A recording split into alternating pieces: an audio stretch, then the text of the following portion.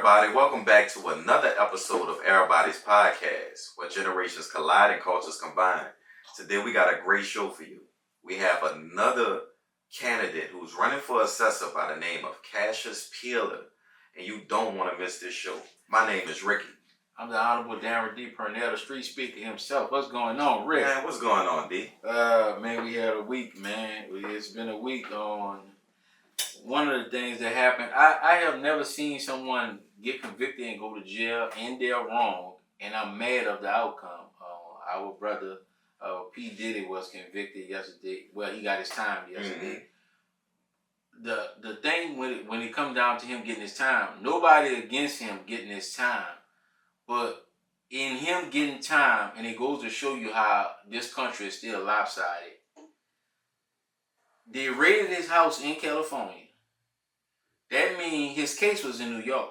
That means they had to gather. They raided his house in Miami, fly all that stuff to New York. The only person in United States history to have a RICO case, and he's the only person charged. Gather all that stuff, spend all that time, media time, all our tax dollars for 4 years. Yeah. When we could have took care of this, but not only did they spend our tax dollar heavily on a 4-year sentence, that he admitted this could have been over. He could have pleaded and got 4 years. So what you more mad or concerned about? Him with the time or him with the tax dollars? No, not our tax dollars, that's one. And the injustice of we continually see these situations, our white counterparts, and they get less of time. Yeah. In worse situations, it's like you dragged us to this to get to this, and in the beginning of this case, you had people saying this is 2 or 3 years, this is a year or 2 or 3 years on sentence. Right? This could have been over. It didn't have to drag out this long. We didn't have to waste this much tax dollars. Yeah. So it goes to show you the federal government love attention just as much as celebrities. Of course they do. We could have settled this.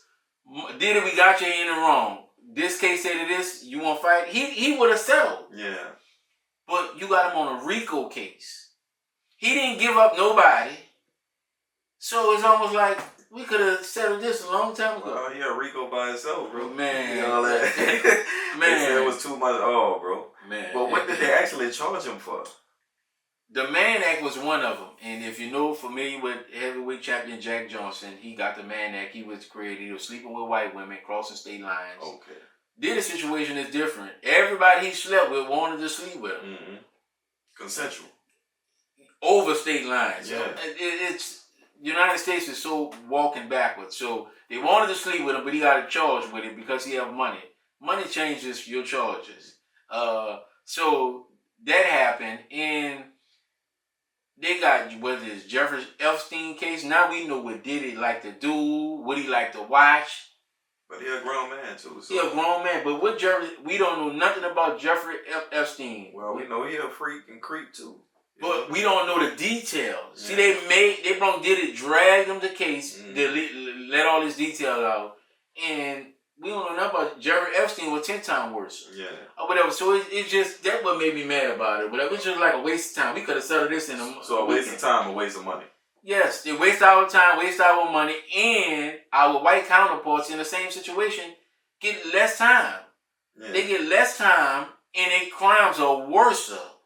His crimes, you made it look like it's worse because you always paint us in the worst possible way.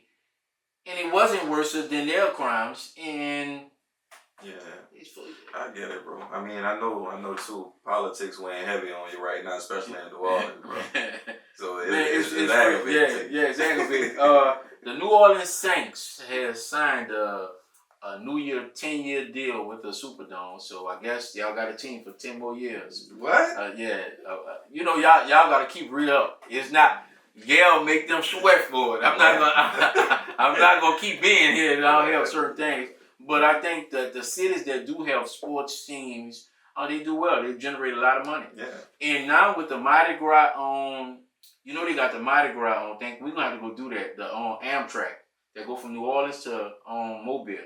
I never heard of it. Yes, it's I think $39. Okay. And they go 2 times a day. So they have it set up on game day. People from Alabama actually can catch the Amtrak train to New Orleans, be here before the game, and be able to catch it back home. for like just a little $39. Well, they found out a way to get them resources coming in. Huh? Yeah, that's good. That's good politics. And with the southern states, I think that it's too long for Texas, but I think they can extend it to. Let's get it to Lafayette, Baton Rouge, and cover those things, and then come try to get all those. I like that. Yeah. That's a great, And you can get it farther. We can get it to Dustin, Pensacola, because it's right there. So to all the states it's Mississippi and Louisiana, this called working together with your neighbor, and this great business right here. here. Of course it is. Yeah. Of course. Give people that experience.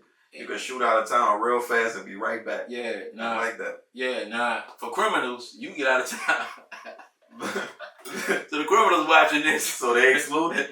But no, you really could just think about those 10 guys. If they would have waited till that morning, hopped on the train, they would have been in Mississippi and then drive from Mississippi.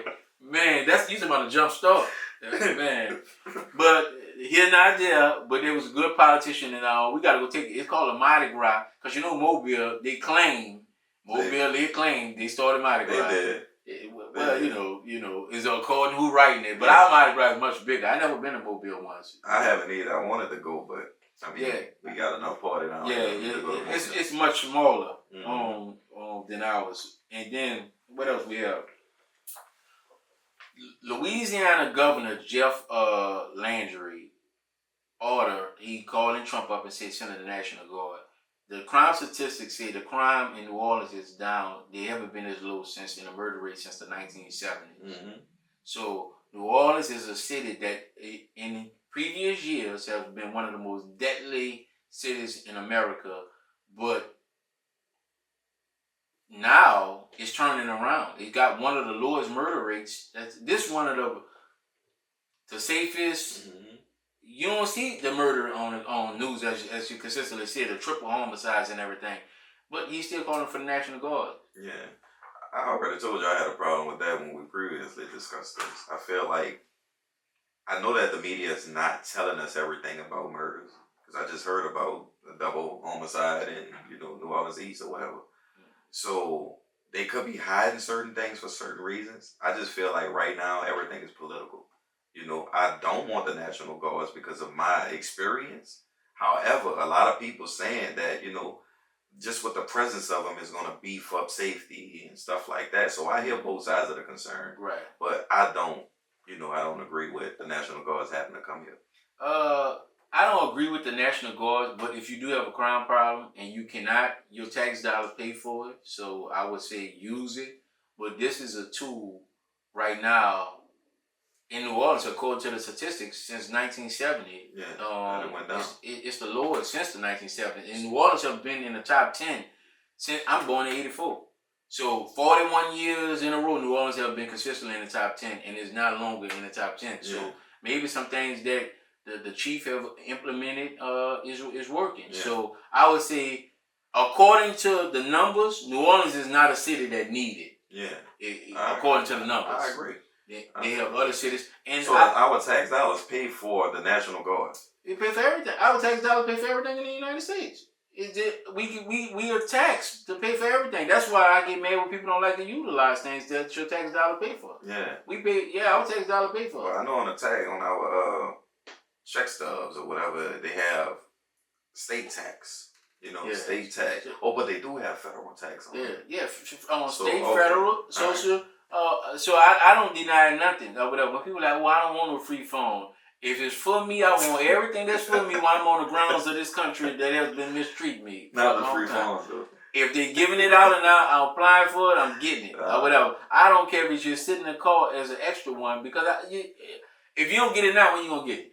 Yeah. That's how I am. When it comes down to my tax dollars. So whatever they giving out, they give out sandbags. I got 20 sandbags sitting in my yard on now. Oh, you can't go wrong with the sandbags. Yeah, that's what I'm trying to say. We're in one city. Our tax dollars pay for them. Yeah. Some people turn their back on the sandbag. I ain't going out there and get no sandbag. I get my sandbags. Yeah. Yes. And I got can I still eat the what them food things that they gave? The MRE? The MRE. Oh yes. That's about 40 years worth of storage life. I remember they was giving them out. I got MREs, so whatever. I got them in the attic in a safe spot. So if I ever have to the water come up, I'll be in the attic and the food is in the attic. I got a little spot in the attic, so if the flood come up. And I'm in it. Yeah. That's crazy. They're pretty good too. Yeah. We was eating them when we didn't have to eat. Yeah, but I what I did is I cherry picked mine. I picked all the good ones, and I got the good ones in there. If I'm gonna go through, I'm gonna go through right. So that's the news in New Orleans. But we're gonna send it also from Erabody podcast. We're gonna send a special shout out. Our prayers go to everybody. It's October. We are celebrating breast cancer on month. Yes. So you will see a lot of pink going around. I actually thought it was for all cancers right now. My father, he's battling cancer. My landlord for my office, he's Mr. Frank. He's getting well. I think he's just getting over cancer. My mother died because of cancer, and my father's mother died of cancer. So cancer of all kinds have been tremendously devastating to our community all over the country, every race, every creed. Man, our hearts go out and we support this month of breast cancer, because I know it's not only from what I'm hearing it's devastating, but women have to cut. Yeah, I'm gonna take one of them off. Yeah. Up both sometimes. Up both. And they wear a scarf. So we just want to let you guys know that we behind you 100%, and we support cancer research to its fullest. I do believe that the kitchen is killing us. So I think that if our politicians stop taking bribes, and it's not taken away for a couple of steak meals, and start making these food companies do what they're supposed to do like other countries. How, if Fruit Loop's good for me, Kellogg's, why is banned in certain countries because of the dye and all that? They understand that. And when you taste, if you ever travel out of the country, you taste a McDonald's, it's different. Yeah. You go to Canada, you taste it or whatever.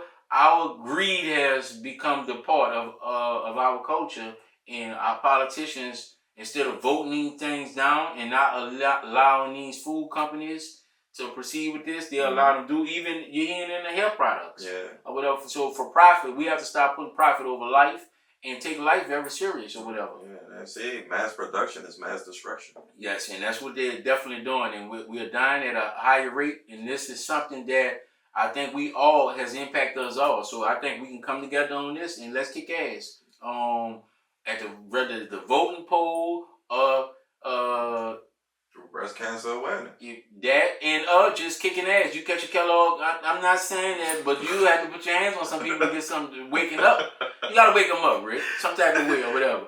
I just don't like that. You know it's bad. When the research come back and say it's bad, I'd rather go to McDonald's and I'm fiending for some fries and they say we don't have nothing because y'all ran out. Right. Then you to put chemicals in there and 90 have fries, but the fries that I falling in love with is killing me daily. Well, I think too, that's the FDA's problem also. Yeah, so we kick ass. We gotta go kick FDA. Yeah, I'm trying to say it, and it's like from like Mac Killer, which is McDonald's, Chick Killer, which is Chick-fil-A, and no, not Chick-fil-A. You got it wrong. Man, Chick-fil-A got more chemicals than they food. When they doing a chicken sandwich thing, they got more preservatives in their chicken sandwich than any other rest of them. That's from Popeyes, McDonald's, Burger King, and the rest of them. Where you got that research from? Man, Chick-fil-A is the freshest chicken. No, man. Now, it's good. Don't get me wrong. But it just, our body, our digestive system is built to break food down. This food is not, our digestive system is not breaking it down in a timely manner. And it's sitting in us so long with all these preservatives in us, and that's killing us. So when they say the kitchen is killing us, whoever coined their term, it is. In every shape, form, or fashion. So, and that's a part of our high cancer rate, because we are higher than most countries. Yeah. So we have to do something about that. And this episode is brought to you by Erabody's Coffee. Welcome back to Erabody's podcast. And as we promised y'all, man, we trying to move New Orleans in a different area. You know, we trying to be progressive here in New Orleans. And right now we have the one and only Casius Pealer, right? Yes, sir. That's Casius Pealer. Thank you for coming through. I'm actually the third. The third? But yeah, still the one and only. The one, still the one and only. Casius Pealer. Before we get the show started, give the people a little bit of insight about who you are before we get the actual interview going. Yeah, okay. I came to New Orleans in 1991. I grew up in North Florida and moved here to go to Tulane originally. Finished architecture school there. Stayed in the city for a couple of years. I drove a United taxi cab all over the city for a while, but ultimately left to join the Peace Corps and went to law school, did some other stuff, was a practicing attorney in real estate in DC, but especially after Katrina, I felt like, affordable housing, care about New Orleans, you got to come back here. So I moved back here in 2010. Been here since then, and been most of that time I've been working at Tulane University again, but directing their real estate development program that focuses on the social and environmental outcomes of real estate investment and land use overall. Okay. Democrat, Republican? Democrat. Lifelong Democrat. You're running for assessor. This job has been in New Orleans is so crazy. I mean, we have different areas in New Orleans, and we are seeing after Hurricane Katrina the gentrification of certain neighborhoods.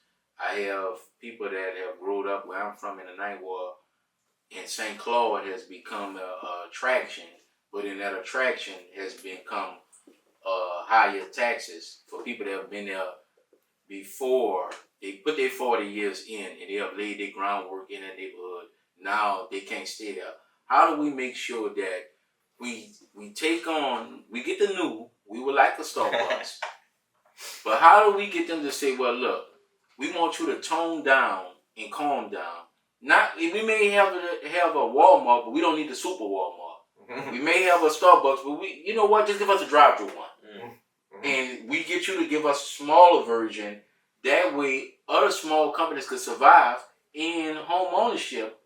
The people that have been there, not in their 60s and their 70s, they can stay in their neighborhood because they can afford to stay there. How do we go about making that happen? Such a good question. And actually, there's a couple things you said that I think are especially important. One was after Katrina. So, I lived here before Katrina. New Orleans had an income problem, but not an affordability problem. Like, it was a really affordable city if you had a little bit of income. Yeah. And I think part of what's changed in the last, called 10 years, maybe 10 or 15 years, has been this kind of gentrification that's been a bigger issue here than it was before. I think that's it's important, but it's also important to recognize that it's kind of new. If you stand back. The other thing you mentioned is, like, we want the Starbucks and the Walmart. We want investment in our neighborhoods, but we don't want that to drive us out, right? And so I think it's important to emphasize that we do want to improve the quality of neighborhoods, and in America, when we do that, that means that there's more interest and more value in those neighborhoods. So that kind of added value is, to the extent it's real, it's good. We want that. And then the question is, how do we manage it?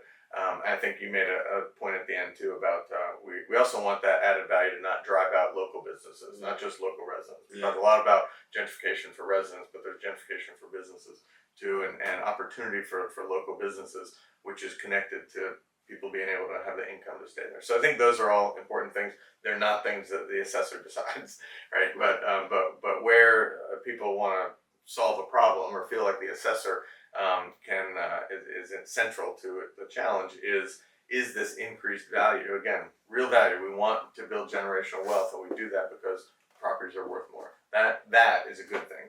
But what happens, and it's a problem with property tax in general, is that it's disconnected from your income. If you get a raise, if you're working and you get more money, you got higher taxes. Everybody knows that. You don't like it, but it's connected to more income. Property tax isn't like that. Right. You're retired, you lose your job, but all the stuff happens in your neighborhood that you've wanted for the last 30 years you've been there. Right. Nobody was investing in your neighborhood. Now that's happening, and your income isn't keeping up with the cost, and that's where the property tax structurally, I think, is not good. Yeah. But we don't want to eliminate the value in the neighborhoods to solve the property tax problem. We want to solve the property tax problem directly. And we were talking just before this started, I guess, a little bit about some of the exemptions. So the exemptions, homestead exemption in general is the biggest housing subsidy that the state and cities provide for housing. Is the homestead exemption. So right now there's about 66,000 homestead exemption properties where you own the home you live in. And you get an exemption of $7,500 of assessed value off. It turns out to be about $1,000. So that's a good thing, but everybody gets that whether your property doubles or not, right? Yeah. When you're elderly, 65 or over, and your income is either frozen or much smaller than it might be while you were working. So most people over 65 qualify for an age freeze, which is better than the exemption, right? You still get the exemption, but it caps. So now your value isn't going up, and so we got to make sure people know about that. People can apply for it. I've talked to neighbors in my neighborhood. Oh, I'm 64. I know I got to do that, but how do I do it? People who missed the window, and then their taxes went up, and now they can only lock that in, right? So I think we got to make sure people know about the things that do exist, and that's a good one. But we need to think about how to expand those exemptions, but we need to do it in a way that's targeted to the people who need the relief, because when we do it to everybody, then it's expensive, and we got to pay for it another way. So we know too also how politicians, kind of drop the ball, and by the assessor's office not being so popular like some of the other parties, like mayor, city council. So assessors kind of go under the radar. What's your plan, when you become assessor, to develop a team that will actually give the people the information that they need? And from your experience coming out of town, getting all these different knowledge about how affluent cities run, what's your plans on implementing some of those strategies here for the residents in New Orleans? Yeah, I appreciate that. So the two things I think, and I haven't talked much about the office itself. People haven't asked those questions, right? But I think the office itself, I think there's a lot of good people that work in the assessor's office right now. I think they haven't been challenged. I think they can do more. I think a lot of them would want to do more. Like, let's get out and do some of this communication that you're talking about. Not just say, well, we got it on the website and you can find it there, right? So the two things that I would want to do in the office, three things, because the first is I want to learn from people who are there, right? There's a lot I don't know about how the office is set up now, but the things I do know are that there's a kind of valuation focus, which is the main thing people know the assessor does. But I think there also needs to be a data quality and data access team that's separate from the valuation folks, right? We need to make sure the inputs, that we got all the information we can get that's reasonable and that it's accurate information. And then maybe that to the extent it can be accessible to other folks, we can help facilitate that. The third thing though is a civic engagement team. So it's not public relations, it's not putting out a press release or the website, but it's going out and meeting people in the world. It's being proactive, not just like, we put the data in a 1,000-line spreadsheet, you can check it out when you want, but saying like, what is important about that data that we think is going to be relevant to you, and how can we walk people through that? So I think that's a really important component of, and it's, again, there's people doing public relations right now, but I think it's a different mindset to say like, it's our job as an educator. I mean, I spent most of my career teaching people about real estate and helping them understand it, but also helping them navigate it, and that's something that I want to bring to this office. I think that's important too, just to kind of elaborate a little more, because a lot of people aren't tech savvy. A lot of people can't afford internet. So as it pertains to their house, people don't even know that their mortgage is kind of due, and then some really, really good business person just went ahead and took it upon themselves to pay that person's property tax. It's like a lot of that's going on too, and I feel like that's a sense of bullying. But if people can get out into the community and actually inform these residents, because there's certain database where there's a bunch of senior citizens that live in a certain area of the city. But I feel like that's really, really important for people to get out there and engage with the citizens. Like, New Orleans wants to move forward, but we can't forget about the people, that the backbones of the people that this city was built on. I appreciate it. I mean, you call it bullying. You're being nice. It's really theft. And it's legal, right? But it's because people don't understand, don't have the access, and haven't had this kind of context. And it's I think there's people who benefit from folks not knowing that, and I think that's something that as a public agency, but as a public body, like we don't want that to happen. That is huge public sector costs. Like, it's bad for the family, but it also costs the rest of the city a lot if people don't know, and then they need support, and we got to figure out what we lose the family, or they lose generational wealth. Like, that is tragic for the family, but it also has costs for the city, and so I think there's a reason to spend some money and time to keep that from happening. Yeah. And I think there are other states around us that have done that, specifically with heirs property. That's a kind of technical term for all the set of issues that come around people losing property, oftentimes when, especially when someone passes. Yeah. I would say I'm on board with it. I'm not a legislator, but I have been working on a bill to start making. We see the Willows apartment complex got the 501c strip from them, and they have to pay their fair share of taxes. I feel as though we have so many 501c threes that's in the city of New Orleans that own property that's not doing what the charter says. Why not go after them percentage wise? So if I get this bill to the legislature, would you be for, let's just say you haven't done what you said your charter in 3 years, you have to pay 50% of taxes now. You're not tax exempt anymore. You can earn it back. Some of them need to strip, so we need to do percentage wise the whole thing. Because some of these churches, and I'm not picking on no one in particular, they're there. But if you read their chart and what they say, you can tax exempt this building right here, and we could use this on resources and funding. So would you be for a bill to make 501c3s do what they say they're gonna do, or either they dissolve it or pay a percentage tax if we find out that you are operating, you're not doing what you're saying you was built to do? Yeah, I think so. It's a big issue. Louisiana is more generous than most other states with exemptions for C3s. So I think it's clearly something where it's a cost, and are we getting the benefit? And it seems that a lot of times the nonprofits, there's some great nonprofits, as you mentioned, churches, other smaller groups, and big nonprofits even are providing good things for the city. And but to the extent they're not, or to the extent they're doing some things that are kind of not focused on their mission and not the thing that they're tax exempt for, then I think there's an opportunity to say, hey, we can join some of the other states across the country that think about this differently, and make sure that we've got people who are paying for costs that they're imposing on the city. And if they're providing a benefit, well, maybe that's a good thing. But if they're not providing that benefit, and they're imposing costs, and they're not paying taxes, we got to have some way to figure that out. So absolutely, I haven't obviously read your bill, but I think knowing what other folks are doing, I've heard a lot of people say, like, we got to do this, we got to do that, we got to do the other thing. Boston, Massachusetts has this problem, right? They have a lot of nonprofit big institutions, Harvard, like nonprofit hospitals. That's a lot of what people talk about. And Boston, a number of years ago, said, you know what, we can't force them to pay. So again, it's in the Constitution here.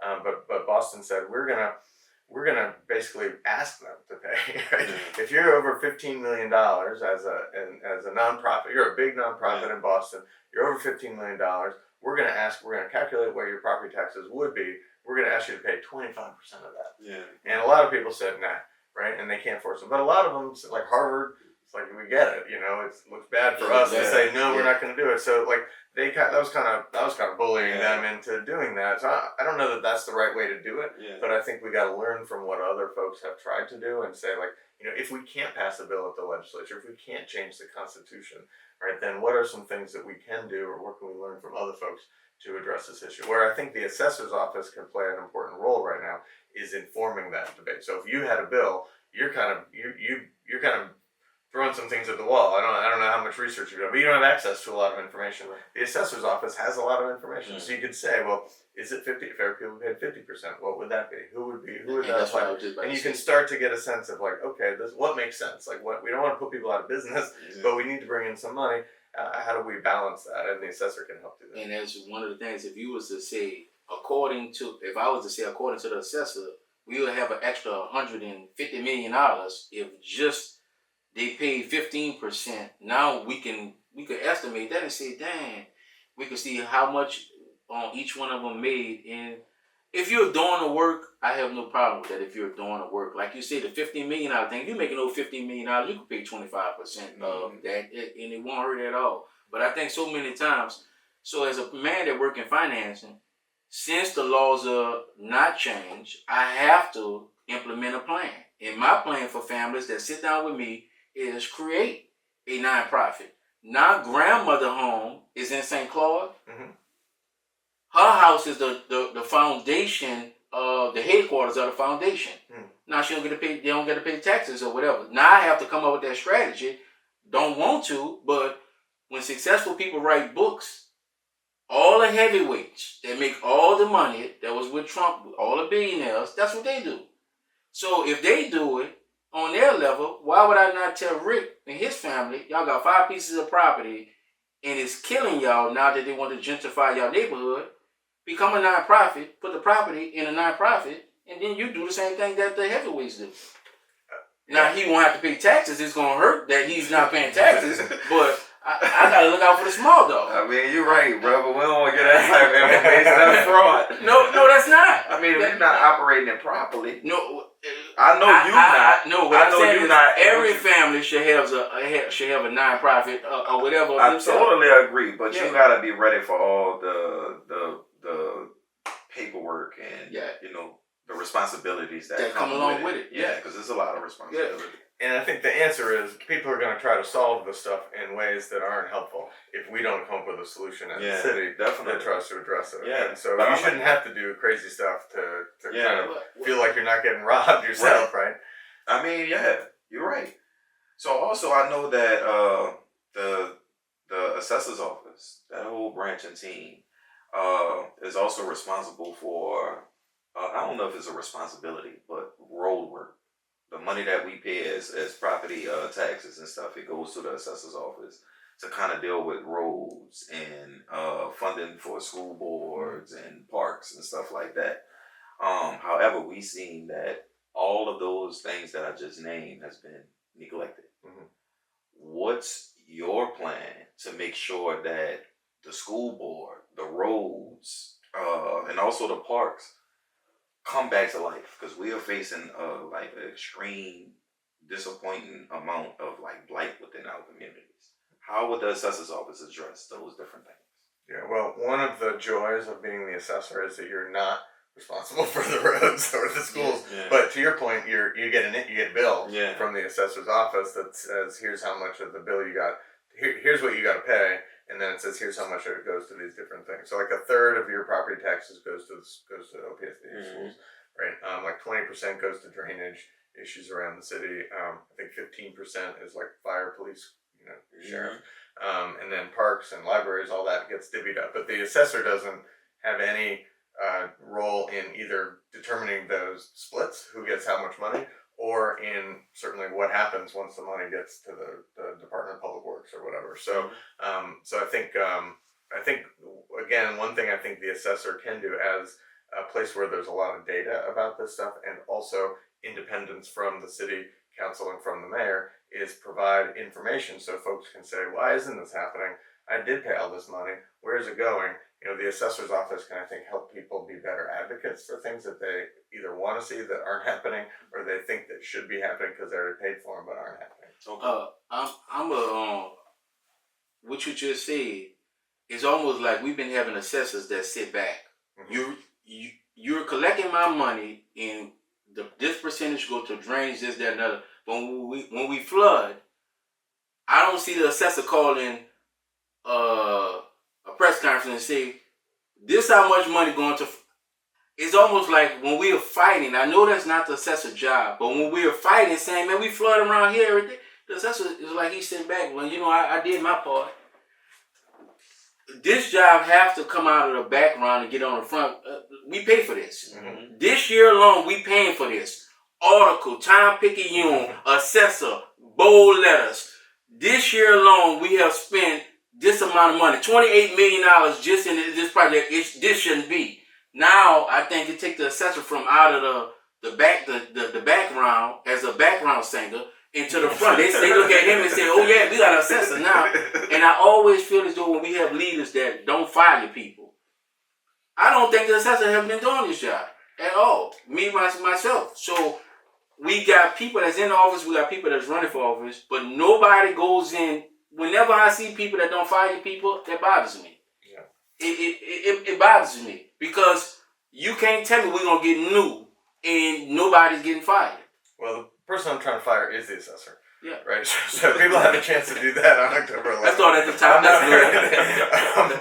I mean, I have a lot of respect for Errol's lifetime of service. I think, but really, you got to build up people around you, and that's kind of what you're saying too. You don't have to fire them to motivate them, but you got to motivate them somehow. And if folks aren't doing their job, you got to have another plan, right?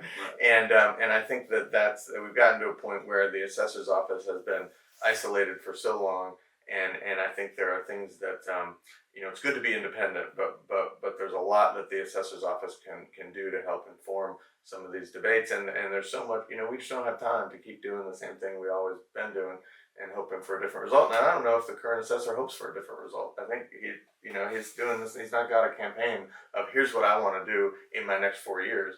It's very much like I've been serving you for a while, and I want to keep doing that. I think for with respect to the assessor getting out front and making bigger pitches about other issues in the city, I think the assessor can help inform people who are better positioned to say, this is the issue in my neighborhood, right? The assessor is a citywide position, so I don't know what's going on in everybody's neighborhood, and I don't think you don't necessarily want people to get too far out of their lane, but you need people to collaborate with folks. You need people talk about the mayor and city council are fighting and how much trouble that is. Like, the assessor is also part of the city government, and if you're just not part of the team, then we're not going to be able to be successful. We need everybody to be active and supportive, but supportive with information and data. I think that can help, whether it's neighborhood groups or other local groups or city council members. Advocate for your this bill. You can do that better with information from the assessor. But I don't know that you want the assessor to be doing all these different things. They don't need to be the lead singer, right? But you need more information. I would say the assessor.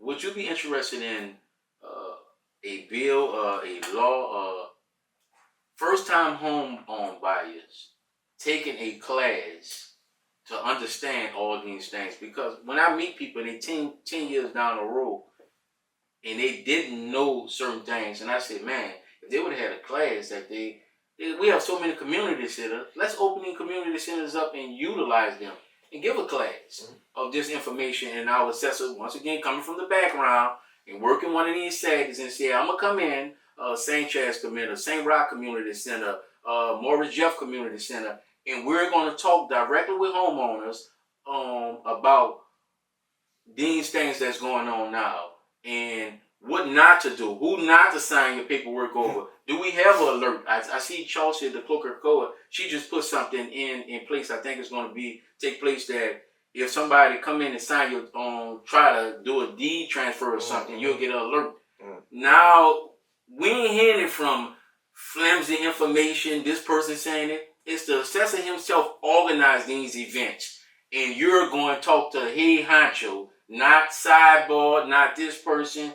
And I think that we have the community center, so he can't say, well, I don't have enough room, they don't have enough space. We got the community centers right there. He can organize it. He can come and talk directly to the people, not just on the campaign trail, but when it's not campaign trail time. And I think that that'll give people more information and make our elders feel as though like he's trying whatever to give us the proper information. Would you be interested in doing something like that? Yeah, definitely. Your point about not just during the campaign, I think is really good. I've been out talking to people. I didn't plan to run for office, a year ago, right? This is all a first-time candidate. But I think that it's so important to be out. There's community groups, churches, kind of neighborhood associations, organized groups. There's a phone call, get on a Zoom call or something with folks. The assessor's office has 60 people that work in it. 60.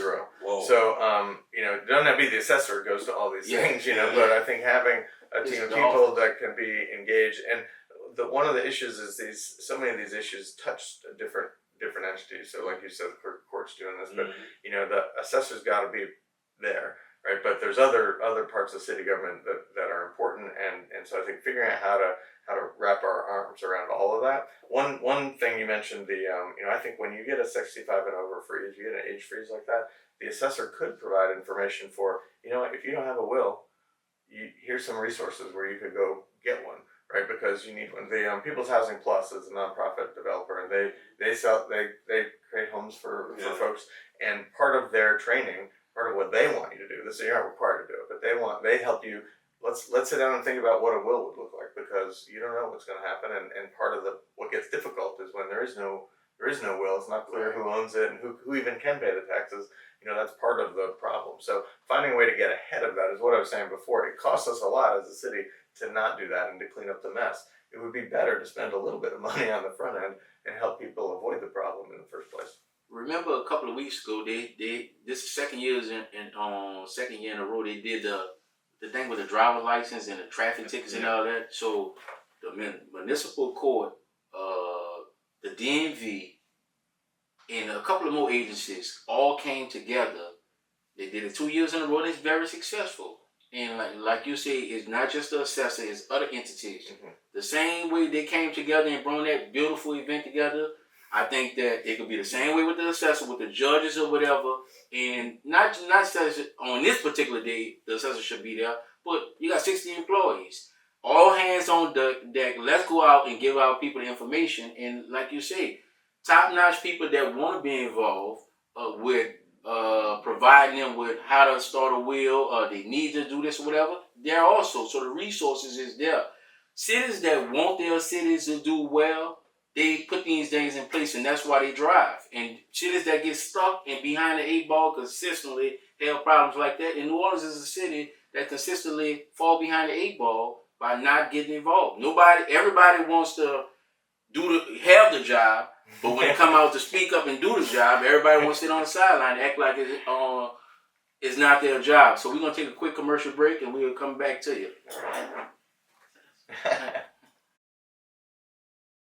Welcome back in this great city of New Orleans, where we always have something going on. We right here with the candidate, Casius himself. He's running for assessor, and this has been a tough job. One man, how long have you had the job for?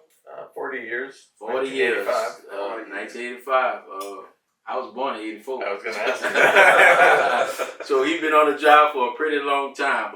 And when people look, I always tell people this in networking. People do favors for people they know. Do you think the city of New Orleans, just because he's just become a normal person, they just hit the vote and don't want to hear new? They haven't had a vote. Nobody's run for much of the time. In 2010, somebody dropped out, so he won by default. 2013, nobody ran. 2017, nobody ran. It wasn't on the ballot.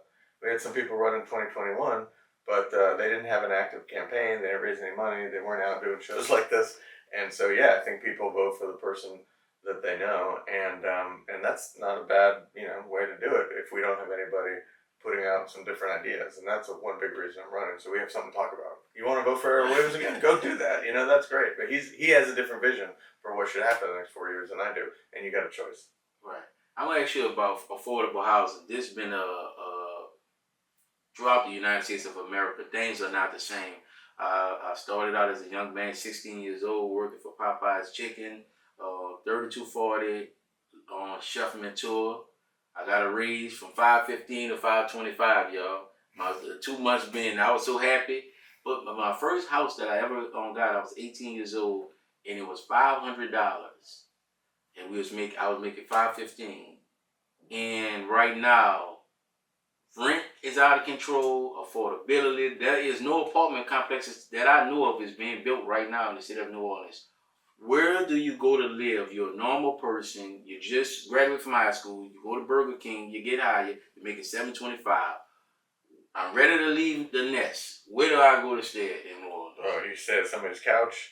You get 3 or 4 friends together. You take turns sleeping. Yeah, no. See, I mean, the property tax is not driving that problem, but wages are clearly a problem. We got to have higher wages. You were saying, the apartment maybe doubled in cost, but the minimum wage just went up a little bit since then. So I think that's the biggest part of the issue. But it's holistic, right? So we got to do what we can where we can, and property taxes are a part of that. One of the things that I think we can do that other states have done is have a tax exemption that goes directly to renters. So all the other things we talked about, the 65 and over freeze, all those things, everything, homeowners get it. You own your home, we find some way to give you a break.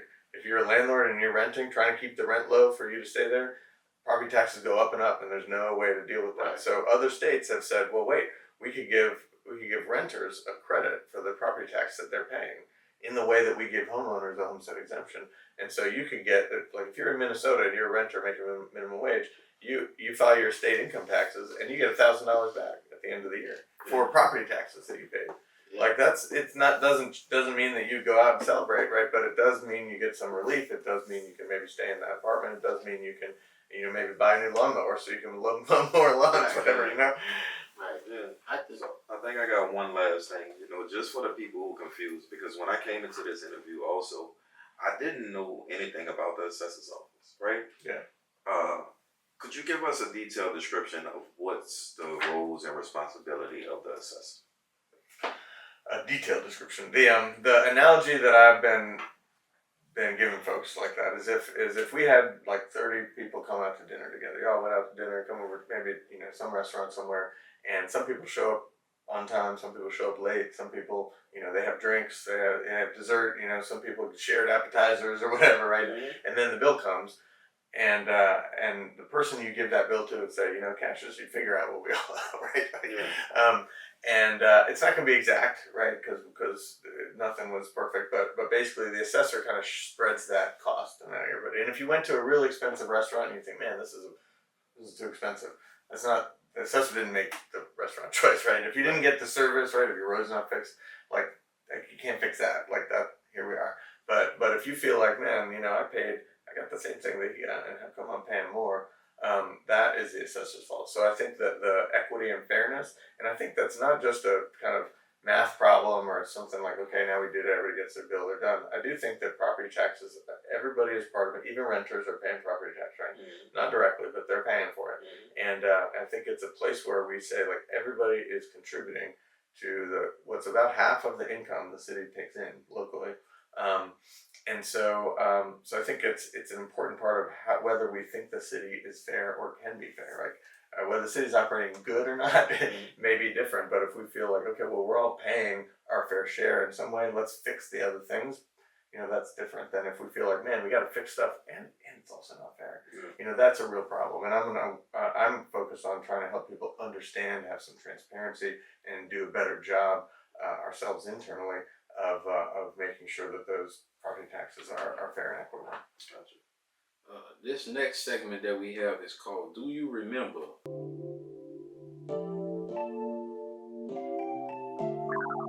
Well, we take you on a journey.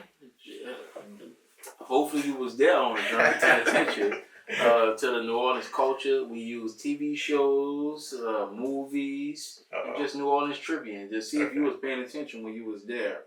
Now, you stated that you moved to New Orleans in 1991. Yeah. All right, in 1991. I didn't watch a lot of TV, but I was. All right, but in 1991, we did have something in New Orleans. It was nice. I went to it. It was called the New Orleans Super Fair. Do you remember the Super Fair? Super Fair. I do not remember a Super Fair. So the Super Fair was down here in New Orleans every May, from May 1st to May 31st, and you never went to the Super Fair? I don't know that I did. I mean, I don't know what I did in the summertime because I was in school in the early 90s, but I was here later on. I don't remember the Super Fair. Do you ever been a second line? Oh, yeah. Probably not in 91. But We're going to invite the assessor to a second line to New Orleans to get them more adapted to what we do on Sunday. When the last time you've been to one? Oh, what's the last second line? I go through them all the time. So I have a 7 and a 9-year-old, and so a lot of the weekends are like soccer and doing other stuff. So I don't know when the last one time I went to a big set, got out of my car, I would go to Super Sunday. That's kind of the second line. So probably maybe a couple of years ago, Super Sunday would be the last one. Do you remember Marcus the Magnificent? No. Coming on TV? You don't No, know Marcus? I'm That's sure I don't. tradition. I didn't own a TV until I was in the Peace Corps, actually. The first TV I had was when I was in the Peace Corps, not here. Yes. So Marcus the Magnificent. Rick, what you remember about Marcus the Magnificent? I just remember his name, bro. I remember his name, and I remember him popping up on what that was at nighttime. Yeah, he's on at nighttime. And during Halloween. It was during Halloween. Oh, Morgus. Morgus. That's Marcus. Yeah, okay. You remember him? I've heard. Yeah. So I think he's at nighttime. It was nighttime and Halloween, huh? Yeah, it was Channel 4. Channel Channel 4 4, News. Yeah. Afterwards, nighttime, closer to Halloween time. Yeah, And and he he had like the Billy Bob teeth. And Yeah. yeah, And he was yeah. always working on something. Yeah. A portion of this, a portion of that, or whatever. I remember that. I mean, that was a bootleg show, but It he was was doing a interesting. tradition of Yeah. New Orleans. or whatever. Tell us, since you have been to New Orleans, you have been out and you're not born and raised. How New Orleans have been to you? Just different from other states that you have traveled. You mentioned you've been in D.C. and you have mentioned that you stayed in Florida. How New Orleans is compared to those cities? Oh, well, I definitely left Florida. I like DC a lot. I always used to say DC was a good second choice to New Orleans. Still think that. I lived in Michigan and I lived in the West Indies. And post Katrina, I remember especially a lot of people saying like, "Well, what's so good? Like, why New Orleans is so important?" And I developed this kind of thinking about it, and I felt like one of the things that's great about New Orleans is that we live in the present. You know, all the things that are frustrating about the city are part of that, but all the things that are great about the city too are like the second line. It's like, you know what, whatever else is going on, we're gonna second line. Yeah. You know, and so that kind of living in the present, I think, is really unique and central to a bunch of different things. Again, both some of the challenges, but some of the things that we don't want to change. And I think that's pretty special. And this last question, what is your favorite parade out of all the parades that they have for Mardi Gras? Favorite parade? Yeah. Oh gosh, we got a bunch of different parades. Our daughter has been doing the like Joan of Arc parade, which isn't my favorite parade, but it's been central. I like the like Bacchus Sunday. I like all the parades then. I think Iris is maybe the day before, but I like Iris. We're fortunate to have a spot. We go uptown on St. Charles just before Washington. And so that's where we are, especially with the kids. We gotta have some space for that. Definitely. And then we walk around on Mardi Gras Day if we can get a babysitter. Which one you like, Rick? And do you take the kids? I like music. Yes. Mm. Yeah, I like the shoes. Look, we've been catching shoes for the last 5 years. Like 1 year, my son, we caught like 3 shoes, and somebody like literally was so fascinated about the shoe. Like we've been here for the longest, so it matters, but it don't. And they bought the shoe for $200 from him. Oh no! So look, you we know what got I'm some saying? too. Maybe we'll check that out. Long as we can continue to Can I pitch an upcoming parade though? Because the Day of the Dead parade, the crew of Maya Well does this Day of the Dead parade on November 2nd, and they go from I think Market Park up to the St. Roch Cemetery. So we live down by the St. Roch Cemetery, so we're kind of at the end of that route. And it's great. It's right after Halloween, so it's tough to get kids back out, but it's a great place for kids to kind of be there, be part of this kind of spiritual but also celebratory moment that is pretty unique. It's not a Mardi Gras parade, but it's coming up. Man, it sounds like some walking vampires. Skeletons, a lot of skeletons and butterflies. I hate going to stuff like that with my kids. They so picky, and they gotta use the restroom. Well, hey, we got a restroom at our house. That's why you let me know if you come. Cool. We got a spot for the kids. Cool. Yeah, Cool. I went to, I think Box was the last big parade I went to, and it was, I was on the Gallery Hall. Councilman Eugene allowed me to have his section, his old section, and man, I had a good time there. You know, you can go right in the building and use the restroom, so I ain't had to go that far. They had food, and my son caught, man, overwhelmed, and I said, man, I've been in the wrong spot. Man, that's New Orleans. You can use the bathroom almost anywhere. Man, but I can handle my son. But my daughter, man, she don't want to go in the porta pots, and man, it just be. When I get my kids, they just irks my nerves because I come from the old way. Yeah. Once you out there, you out there. Yeah, you out there. Man, my kids, and then they want to go stand in these long lines. The people selling food. I say, man, I just shake my head. But I love my kids, but I don't like them taking them to places where they got a lot of people at. They just don't have that old way. That's when they act up the most. Man, my kids think standing in the long lines is the thing to do. They just think that's the thing to do. That's the whole festivity. Yeah. So the Chicken Fest is coming up actually today. It's starting, and we go to that. The day they go, I send them with somebody that like to deal with kids. But me and my fiance, we'll go and have a good time, bring our chairs out there, get something to eat, and then sit in our chairs, and then chairs, walk around a little bit, gone. Mm-hmm. So, you go to the chicken festival? We have not been. I've seen the signs for it. And Man, so many festivals. I'm That's still, right. this chicken sandwiches I got over there, I don't know who made it, but I'm going to find them to get back in that line. I still been thinking about the chicken sandwich. And it wasn't nothing but the bread and 2 pickles on there, Rick. Come on, man. Hidden, Rick. A Chick-fil-A sandwich. It wasn't a Chick-fil-A. It wasn't Chick-fil-A, but man, I'm talking about whoever made that sandwich. I can't even shout out the company. It was so good, and they cut the grass. It wasn't that many bugs, and it was a nice show. It was nice out there. Mm-hmm. So you got anything that you want to say?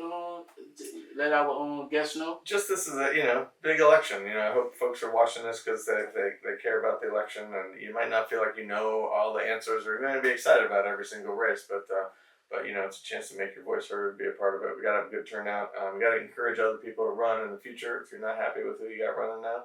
But yeah, participate, support somebody, tell a friend. And you agree to come back to the show and be a friend of this show. Candidate number 11 for Assessor, and yeah, absolutely, come back to the show. You agree to be a friend to the show. And once again, I'm the Honorable Darren D. Purnell, the street speaker. We have a book called Businessmen. It's on Amazon. Our coffee is also available. Everybody coffee. Yo, Rick. Well, you heard the man. Y'all make sure y'all go ahead on and copy a copy of the book, Businessmen. It's on Amazon and every other platform we're trying to put it on. But as for us, y'all can find us on Erabody's podcast. That's Erabody's podcast on all social media platforms. And we out. Peace.